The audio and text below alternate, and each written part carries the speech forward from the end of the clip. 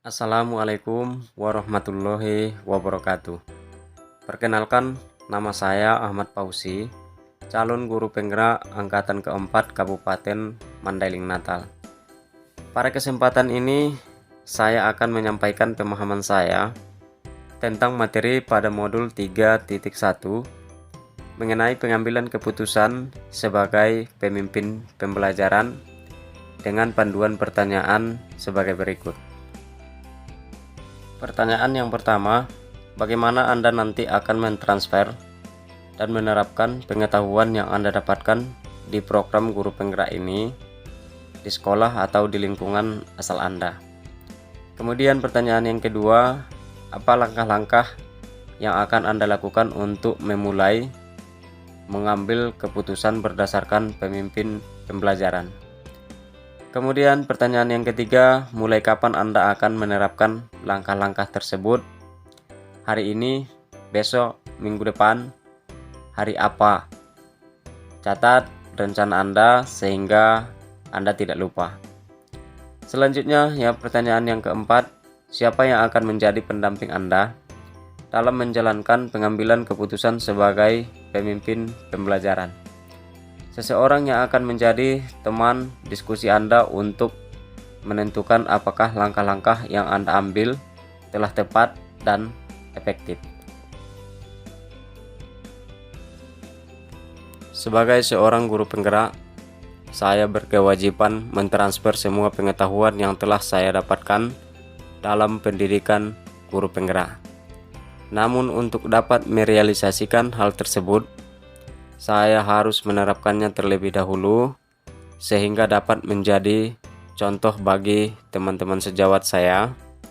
Ketika teman-teman sejawat saya telah bergerak apa yang telah saya terapkan tersebut, saya akan mengajak mereka bergerak bersama. Saya akan dengan senang hati membantu mereka apabila mengalami kendala. Harapan saya, semua pengetahuan yang saya peroleh diterapkan oleh teman-teman sejawat saya, khususnya di tempat saya mengajar. Salah satu pengetahuan yang akan segera saya terapkan dan saya transfer kepada teman-teman sejawat saya adalah bagaimana kita mengambil suatu keputusan sebagai seorang pemimpin pembelajaran. Sebagai pemimpin pembelajaran, terkadang kita dihadapkan pada situasi di mana kita harus memilih satu di antara dua pilihan. Mungkin akan lebih mudah apabila pilihan itu antara benar dan salah. Namun bagaimana jika pilihan tersebut sama-sama benar? Tentunya akan lebih sulit untuk memutuskannya. Situasi seperti ini disebut ataupun dikenal dengan dilema etika. Pada dasarnya, terdapat 3 konsep utama yang harus kita pahami dalam proses pengambilan keputusan. Konsep tersebut adalah 4 paradigma dilema etika, 3 prinsip penyelesaian dilema etika, dan 9 langkah pengujian keputusan. Ketiga prinsip ini akan membantu kita dalam mengambil suatu keputusan yang lebih baik. Paradigma perlu diidentifikasi untuk membantu kita mengelompokkan dan membuat penajaman bahwa benar terjadi pertentangan antara dua nilai kebajikan yang sama-sama penting. Kemudian, 3 prinsip penyelesaian dilema membantu kita menentukan keputusan yang akan kita buat. Selanjutnya, 9 langkah pengujian keputusan membantu kita untuk memastikan keputusan yang telah kita buat sudah tepat, atau mungkin saja masih perlu dipertimbangkan kembali. Langkah-langkah yang dapat kita lakukan untuk mengambil keputusan berdasarkan pemimpin pembelajaran.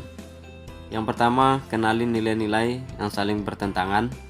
Yang kedua, pihak yang terlibat dalam situasi tersebut.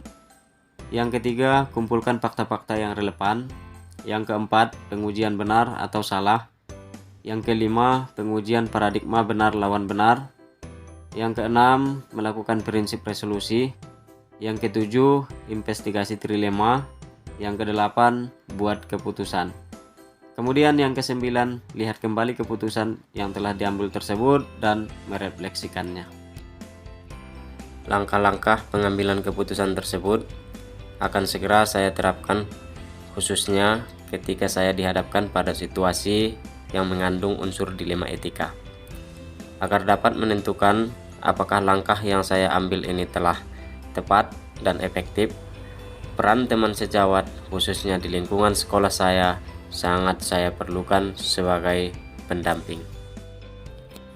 Saya berharap dengan menerapkan materi pada modul 3.1 ini tentang pengambilan keputusan sebagai pemimpin pembelajaran, saya dapat terampil dalam mengambil keputusan, sehingga dapat menjalankan peran saya sebagai pemimpin pembelajaran secara optimal.